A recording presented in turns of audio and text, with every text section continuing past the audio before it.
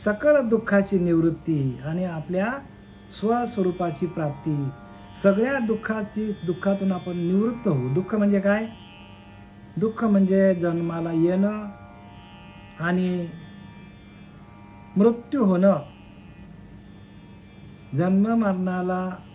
जन्माला येणं आणि मृत्यू होणं याला दुःख म्हणतात. संसार कशाला म्हणतात? जन्माला यायचं आणि मरायचं म्हणजे जन्ममरणाचा फेरा, याला संसार म्हणतात. आपण जो संसार समजतो, माझी मुलं, माझी बायको, माझी प्रॉपर्टी, धन दौलत, हिरे माणिक मोती, हे संसार नाही बरं का, हे प्रपंच आहे. संसार कशाला म्हणतात? जन्माला यायचं आणि मरायचं, जन्माला यायचं आणि मरायचं. किती वेळा जन्म यावे, किती व्हावं फजित आपली. आणि ही फजिती आपल्याला या जन्ममरणाच्या फजितीतून बाहेर निघण्याकरता ज्ञानोबारायांनी ज्ञानेश्वरीमध्ये पारदर्शकता ठेवलेली आहे. ती पारदर्शकता कशी आहे? तर ब्रह्माक्षर निर्देश योग, ज्ञानेश्वरी अध्याय 8वा, ब्रह्माक्षर निर्देश योग. म्हणजे ब्रह्माक्षर काय आहे? की ज्या ब्रह्माचा कधीही क्षर होत नाही, कधीही नाश होत नाही, तो येत नाही, तो जात नाही, तो सर्व काळ आहे. मग येतं जातं ती माया आहे. आणि त्या मायेच्या कक्षेमध्ये ज्ञानोबा सांगतात इंद्र पण आला त्याच्यामध्ये. देवांचा राजा इंद्र आहे. या इंद्राला पण जन्ममरण आहे. ज्यांनी सृष्टीची निर्मिती केली असा ब्रह्मदेव पण त्याच्यामध्ये, त्या क्षयामध्ये येतो, क्षणभंगूर जीवनामध्ये येतो. प्रत्येक गोष्टीचा नाश होणार आहे. जे जे आपल्याला डोळ्यांनी दिसतं त्याचाही नाश होणार आहे. जे व्यक्त आहे ते आज ना उद्या अव्यक्तामध्ये जाईल. व्यक्त स्वरूप आहे. आता एखादा माणूस दिसतो, व्यक्त स्वरूपामध्ये आहे, पण तो मेल्यानंतर अव्यक्तामध्ये जातो. म्हणजे त्याचा आत्मा मरत नाही. त्या आत्म्याने जे काय कर्म केलेले आहेत त्या कर्माप्रमाणे, त्या संचिताप्रमाणे, त्या प्रारब्धाप्रमाणे, त्याच्या प्रारब्धाप्रमाणे त्याला परत परत जन्म घालण्याचं काम ब्रह्मदेव करतो. आणि त्याला स्थिती देण्याचं काम विष्णू भगवान करतो. आणि त्याचा लय करण्याचं काम भगवान शंकर करतो. म्हणजे ब्रह्मा विष्णू महेश, ब्रह्मा विष्णू हर, त्याशी निर्मिता तोची थोर, तो देव ओळखावा परमेश्वर, नाना यत्ने करून मी, असं समर्थ रामदास सांगतात. त्या देवाला ओळखायचं. तो कसा आहे? तर तो अक्षर आहे, त्याचा कधी नाश होत नाही. आणि त्या देवापर्यंत जाण्यासाठी आपल्याला माहितीसाठी दिलंय ज्ञानोबाराने, की सृष्टीमध्ये काय काय घडामोडी चाललेल्या आहेत, या घडामोडी कशा कशा होतात, आणि त्या ब्रह्मदेव कसा घडामोडी करतो. पण तो ब्रह्मदेव पण एक दिवस त्याला पण क्षणभंगूर आहे, तो पण क्षणभंगूर आहे. आणि त्याच्याही पलीकडे जाण्यासाठी भगवंत सांगतो, सर्व धर्म परित्याजम मामेकम शरणम व्रज. सर्व धर्म अधर्माचा विचार करू नकोस, मला एकट्याला, माम एकम, मला एकट्याला शरण ये.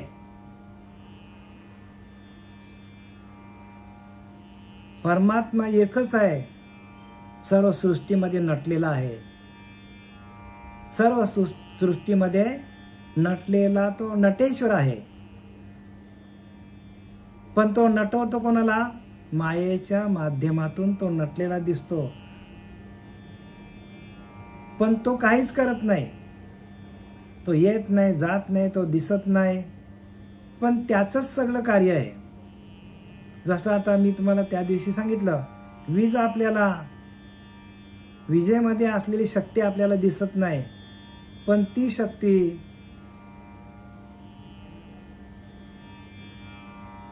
तीच शक्ती जर इस्त्रीमध्ये टाकली तर आपले ती गरम होऊन आपली इस्त्री करून देते कपडे. तीच शक्ती बरं का, तीच शक्ती एअर कंडिशनमध्ये आपण सोडली आपल्याला थंड हवा देतो. तीच शक्ती आपल्याला बल्बमध्ये सोडली तर आपल्याला उजेड देतो. तीच शक्ती आपण जर माईकला वापरली, स्पीकरला वापरली तर मोठा आपल्याला आवाज देतो. शक्ती एकच आहे. शक्ती दिसते का? दिसत नाही, पण आहे ती. तशी ह्या परब्रह्माची शक्ती एकच आहे, दिसत नाही पण आहे. आणि त्या शक्तीचं कार्य कसं कसं चालतं, आणि ती शक्ती अमर आहे. आणि त्या अमर शक्तीची आपल्याला ओळख करून घेण्यासाठी, त्या अमर शक्तीची ओळख करून घेण्यासाठी आपल्याला संतांनी मोठमोठाले ग्रंथ लिहून ठेवल्यात. पण आपली मजाल, आपली बुद्धी तिथपर्यंत पोहोचत नाही. याला कारण काय? याला कारण आपले परिश्रम कमी पडतात. याला कारण आपले साधना कमी पडते. याला कारण आपली गुरुभक्ती कमी पडते. याला कारण आपला सत्संग कमी पडतो.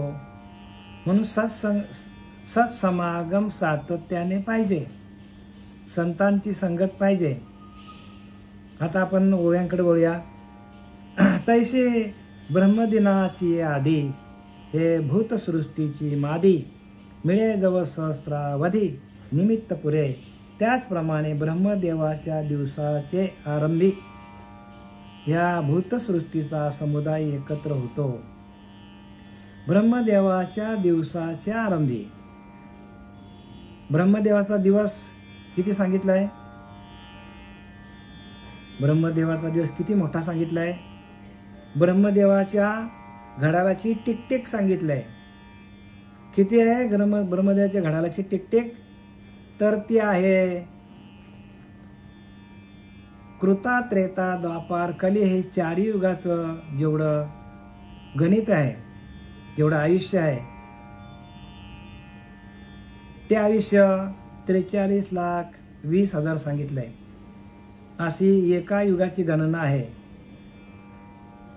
अशी चारी युगाची गणना आहे. आणि असे चारी युग ज्या वेळेला 1000 वेळेला येतात, या 4 चौकट्या, त्यावेळेला ब्रह्मदेवाचा एक दिवस सांगितलेला आहे. मग आता ही गणना गेली कुठे सांगा? आत्ता आपण कुठे आहे? कृता संपलेला आहे, त्रेता संपलेला आहे, द्वापार युग संपलेला आहे आपल्या काळामध्ये, आणि कलियुगाची फक्त 5200 वर्ष संपलेली आहेत. अजून कलियुग 4,32,000. 432 - 5,000 किती झाले? म्हणजे 4,27,000 अजून वर्ष कलियुगाची जायची आहेत. म्हणजे चारी युगाचे आयुष्य अजून संपलेली नाहीत. आणि हे चारी युग ज्या वेळेला 1000 वेळेला येतात तेव्हा ब्रह्मदेवाचा एक दिवस सांगितलेला आहे. आणि असा ब्रह्मदेव देखील काय सांगितलंय? असा ब्रह्मदेवाला पण आयुष्य आहे. मग आता आपली काय धडगत सांगा तुम्ही? आपल्यासारख्या जीवाची धडगत काय आहे? आपण कुठेच जमा नाही. आणि म्हणून त्या दिवशी सांगितलं की समुद्राला माहित नाही की समुद्राच्या लाटा किती आहेत. पावसाच्या सांगा पावसाच्या धारा किती? सांगा समुद्राच्या लाटा किती? कोणी सांगेल का? त्या देवालाच माहित नाही. अशी ही गणना आहे. आणि ह्या गणनेमध्ये आपलं आयुष्य कुठे आहे याचा आपण विचार करा. उगाचच अभिमान धरणं योग्य नाही. काही लोकांना अभिमान आहे, संपत्तीचा अभिमान आहे, सौंदर्याचा अभिमान आहे, गायकीचा अभिमान आहे, ज्ञानाचा अभिमान आहे, सुंदरतेचा अभिमान आहे. किती प्रकारचे अभिमान आहेत. अहो त्या ब्रह्मदेवाला 1000 वर्ष सांगितले.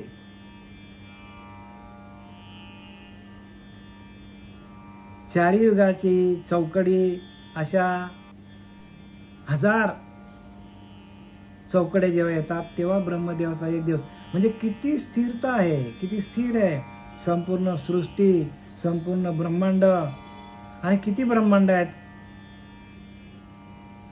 किती सूर्य, किती चंद्र, हे कोणालाच माहित नाही. म्हणजे याची गणना कोणीच करू शकत नाही. आपल्या बुद्धीच्या पलीकडचा हा गणित आहे, पण तो मांडलाय ज्ञानोबरांनी. त्याचप्रमाणे ब्रह्मदेवाच्या दिवसाच्या आरंभी या भूतसृष्टीचा समुदाय एकत्र होतो व तो 4 युगे 1000 वेळा जात तोपर्यंत असतो. म्हणजे ब्रह्मदेवाच्या आयुष्याची गणना सांगितली. पण असा ब्रह्मदेव देखील कसा आहे, त्याला पण शेवट आहे.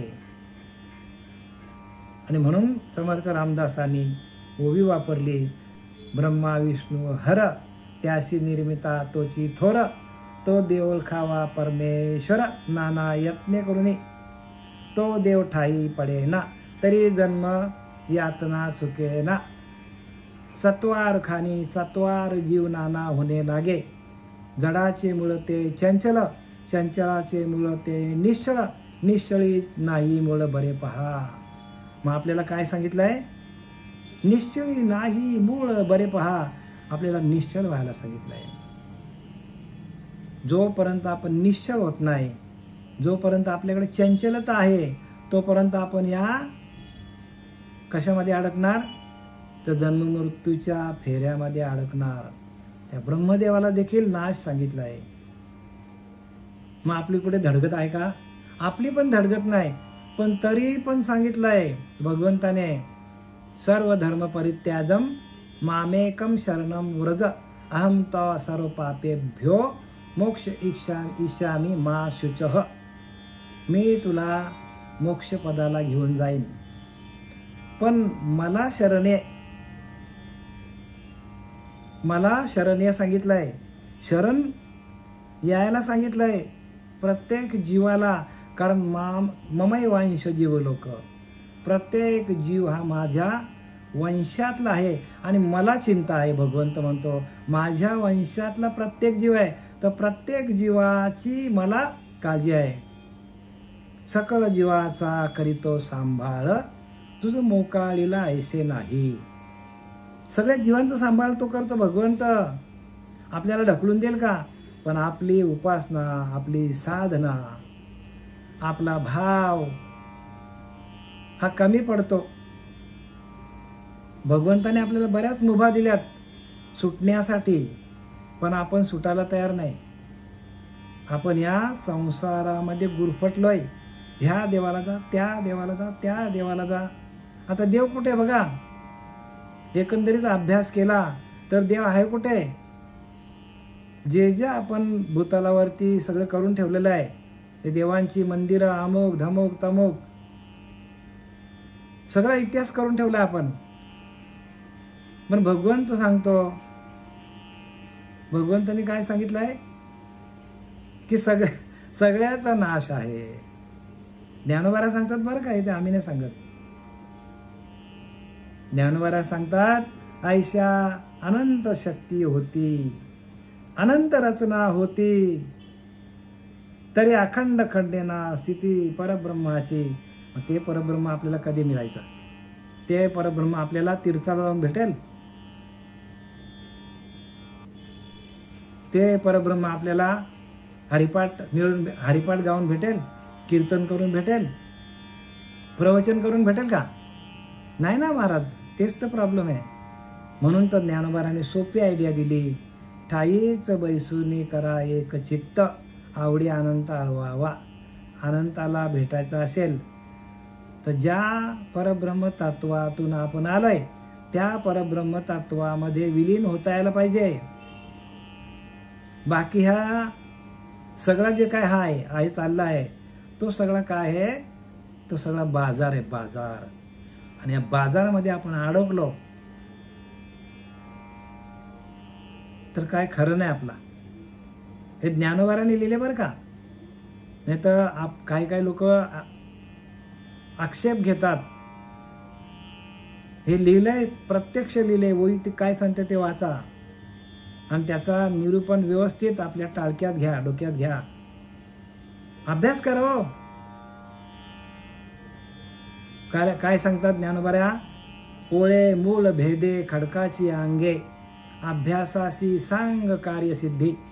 अभ्यास केला तर कार्यसिद्धीत जाईल, अभ्यास केला तर जन्म मरणाचा फेरा चुकेल. अभ्यासच केलं ना. अभ्यास म्हणजे काय? अभ्यास म्हणजे त्या परब्रह्म तत्वाशी एकरूप होता होता स्वतःच्या देहाचा विसर पडून त्या परब्रह्म तत्वामध्ये आपल्याला आपला देह ठेवता यायला पाहिजे. आणि त्याला अभ्यास सांगितले. अभ्यास म्हणजे वाचन नाही, अभ्यास म्हणजे गाणं नाही, अभ्यास म्हणजे कीर्तन नाही, प्रवचन नाही. अभ्यास म्हणजे त्या परब्रह्म तत्वाशी एकरूप होणं. म्हणून परब्रह्म ते सकळान परते, तयास पाहता आपणच ते आपणच परब्रह्म आहोत. हे कोण कोणाला सांगेल मला सांगा? कठीण आहे जरा, पण समजण्याला सोपं आहे.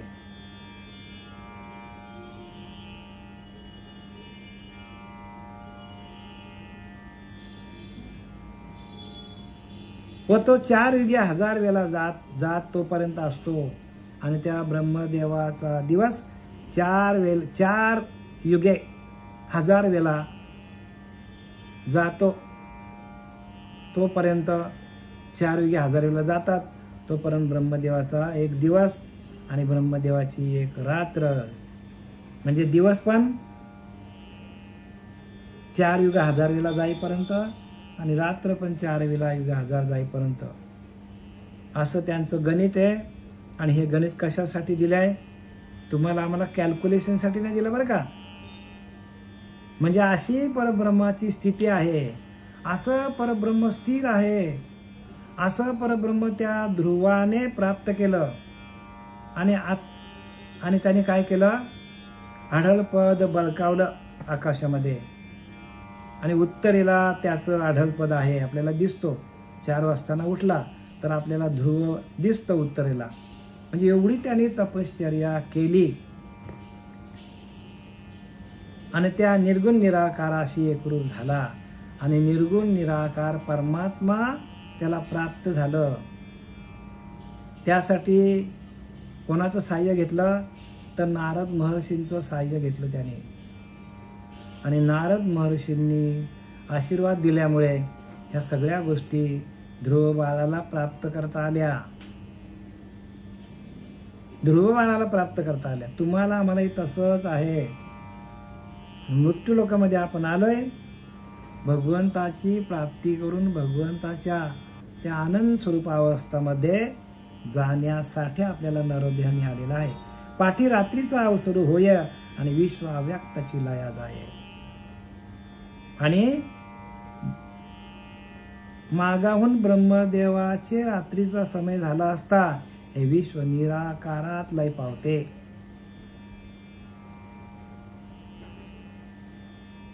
म्हणजे निराकारामध्ये जाते. आकारामध्ये आलेली सृष्टी एक दिवस निराकारामध्ये जाते आणि निराकारातली सृष्टी परत आकारामध्ये येते. बघा आपला किती वेळा आपला जन्म होतो दिवसातनं. आपण नुसती कल्पना केली तर कल्पनेच्या द्वारे आपला अनेक वेळा जन्म होतो. बघा नुसती कल्पना आपण केली. सृष्टीची रचना केवढी आहे. एका तासामध्ये कोटी वेळा सृष्टी होती जाती दृष्टी. एका तासामध्ये आपण कोटी वेळा सृष्टी रचतो कल्पनेच्या मार्फत, कल्पनेच्या द्वारे, आणि मोडून पण टाकतो. आता तुम्ही निरूपण ऐकता ऐकता तुमच्या मनामध्ये अनेक प्रकारचे विचार असतील. आपण हे करू, आपण ते करू, असं करू. श्रवण भक्ती संपल्यानंतर आपल्याला जेवायचं, जेवल्यानंतर काय करायची, कामं करायची, काय करायची, सगळं आपण आखून ठेवतो आणि विचार मोडून टाकतो. मग त्यातली काही कामं होत असतील, काही नाहीत होत असतील, काही आपले कार्यक्रम असतील, ते कार्यक्रमासाठी आपण जातो नाही जात, पण सगळे मनोरे आपण कल्पनेच्या द्वारे रचत असतो. आणि ही कल्पना काय करते, जशी जशी अंतकाली आपली कल्पना वाढेल तसं तसं आपल्याला जन्म घ्यावा लागेल. मग कल्पना काय करते, परत परत जन्माला घालते आणि परत परत आपल्याला या मृत्यूलोकामध्ये यायला लावते.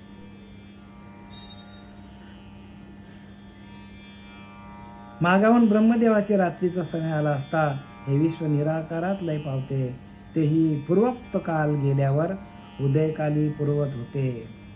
आणि त्याच्यानंतर विश्व निराकारात जाते, म्हणजे आता सृष्टीचा लय होतो आणि परत ते पूर्वोक्त कालाला तर उदयकाली पूर्वत होते आणि परत काय करते, व्यक्तामध्ये येते. आपल्या शरीराच्याच पेशी दिवसातून किती वेळा निर्माण होतात आणि किती वेळा मरतात आणि परत निर्माण होतात. शरीराचाच आपला हिशोब घ्या, ब्रह्मांडाचा जाऊ दे, ब्रह्मांडामध्ये तर चालूच आहे, पण आपल्याच शरीरामध्ये किती घडामोडी होतात. आपण लहान होतो, आता मोठा झालो, जवान झालो, हळूहळू आपण केस पिकायला लागले, दात पडायला लागले, नजर कमी झाली, म्हातारा झालो, मेलो, परत जन्माला कुठल्या तरी आलो.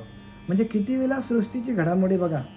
आणि ही घडामोडी आहे ही कोणाला कळत नाही, कारण कठीण आहे हो. लोक इथपर्यंत पोहोचत नाही, कारण काय, लोकांना खाओ पियावर मजा करो, हाय तरुण तर घ्या मजा करून, म्हणजे उद्याचा विचार करत नाही. कल किसने देखा कल को गोली मारो, आज काय असेल ते मजा करून घ्या. म्हणजे जे डोळ्याने दिसतं ते खरं वाटतं त्यांना, आणि जे दिसत नाही ते खरं आहे. पण माणसाला काय वाटतं, जे डोळ्याने दिसतं, म्हणजे माया काय करते माणसाला, तर माया माणसाला भ्रमिष्ट करून टाकते. माया आणि मायाच काय करते, परत परत जन्माला घालते माणसाला. हे सगळे मायेचे फेरे आहेत, मायेचा खेळ हा. आणि हा खेळ आपला चालू आहे, पण तो आपल्या लक्षात येत नाही.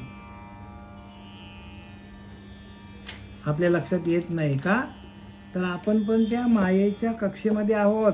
जसा ब्रह्मदेव मायेच्या कक्षेमध्ये आहे, विष्णू मायेच्या कक्षेमध्ये आहे, महेश मायेच्या कक्षेमध्ये आहे, सगळे देव इंद्र सगळे मायेच्या कक्षेमध्ये आहेत. आणि मायेची कक्षा ओलांडायची असेल तर मग त्यांनी सांगितलंय की माझं नाम घे, नाम संकीर्तन साधन पाय सोपे, जळतील पापे, जन्मांतरीची अनेक जन्माची पाप जळून जातील, पण नाम संकीर्तन हे सांगावया काय उपपत्ती, हे जगाची प्रलयो आणि संभूती, ये ब्रह्मभुवनाची आहुती अहोरात्रा माझी. हे सांगावया काय उपपत्ती, म्हणजे अशा रीतीने विश्वाची रचना होते. आणि हे सांगण्याचा कोणता उद्देश म्हणशील, उद्देश कुठला म्हणशील, तर ब्रह्मदेवाच्या दिवसात आणि रात्रीत जगाची उत्पत्ती आणि लय होते. लय काय सांगण्याचा उद्दिष्ट काय, तर ब्रह्मदेवाच्या दिवसा आणि रात्रीमध्ये संपूर्ण जगाची उत्पत्ती आणि स्थिती होते. मग ज्यांना आपण देव समजतो, ब्रह्मदेव, त्याच्याही पलीकडे परब्रह्म आहे, त्याच्याही पलीकडे. कारण ब्रह्मा विष्णू महेश यांना पण मर्यादा आहे सांगतात, आणि त्याच्याही पलीकडं परब्रह्माची स्थिती आहे. अखंड खंडेना अनंत युगे येतील, अनंत ब्रह्म होतील, अनंत विष्णू होतील, अनंत महेश होतील, तरी पण त्या परब्रह्माची स्थिती ढळत नाही. आणि ते परब्रह्म कसं आहे, तर ते परब्रह्म अविनाशी आहे. आणि तिथपर्यंत जाण्याची आपली मुभा आपल्याला दिलेली आहे. ह्या मनुष्य देहाला येऊन तिथपर्यंत जाण्याची आपल्याला शक्ती दिली आहे, म्हणून नरदेहाला येऊन. आणि तसा नरदेह आपल्या हातात आलेला आहे, आणि आपण तो काय करतो, विषयवारांमध्ये घालवतो. अशा रीतीने विश्वाची रचना होते. बघा रचना कशी होते ती सांगितली. आणि याचा सांगण्याचा उद्देश काय, की ब्रह्मदेवाच्या दिवसात आणि रात्रीत जगाची उत्पत्ती आणि लय होते. कैसे थोरी वेचे मान पाहे पा, जो सृष्टी बीजाचा साटोपा, पुनरावृत्तीची या मापा शीग झाला.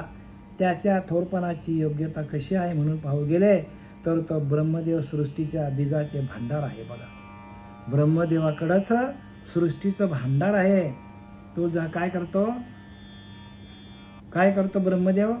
तर सृष्टीची रचना करणारा ब्रह्मदेव आणि त्याच्याकडे बीजाचं भांडार आहे. ब्रह्मदेवाकडे बीजाचं भांडार आहे. ब्रह्मदेवच काय करतो? सृष्टीची उत्पत्ती करतो. आणि असं त्याच्याकडे भांडार असताना देखील त्याचा पण लय आहे सांगितलंय. अखंड खंड चाललं काय? आपला विषय काय चाललाय की ब्रह्माक्षर निर्देश योग, की ज्या ब्रह्माचा, या ब्रह्मतत्वाचा कधीही नाश होत नाही असं ते ब्रह्मतत्व आहे. आणि ते आपल्याला ह्याच देहामध्ये असताना त्याची ओळख घेऊन त्याच्यामध्ये विलीन होण्यासाठी, आणि आपण तिथूनच आलोय. आपण कुठून आलोय? आपण तिथूनच आलोय. त्या ब्रह्मदेवानेच आपल्याला निर्माण केलेलं आहे आणि आपण तिथून आलेलो आहे आणि आपल्याला तिथंच जायला पाहिजे. आणि तिथं जाण्यासाठी आपल्याला दिलेली उपासना जी आहे, श्रीगुरूने दिलेली जी उपासना आहे, श्रीगुरूने दिलेला जो ध्यान आहे, त्या ध्यानाच्या माध्यमातून आपल्याला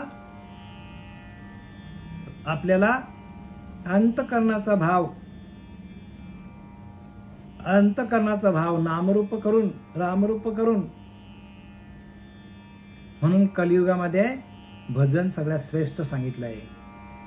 कलियुगी उद्धार हरीच्या नामातून उद्धार आहे. म्हणून आपल्याकडे एवढं आपल्याला हे चौकड्या पिवकड्या हजारो वर्ष कळत नाही.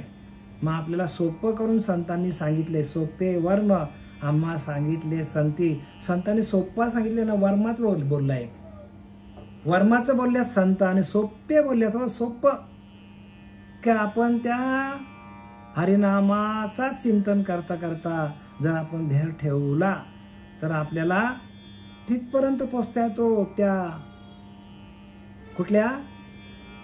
ब्रह्माक्षर निर्देश योग, म्हणजे या ब्रह्माचा कधीही नाश होत नाही अशा त्या ब्रह्मतत्वापर्यंत आपल्याला जाता येतो.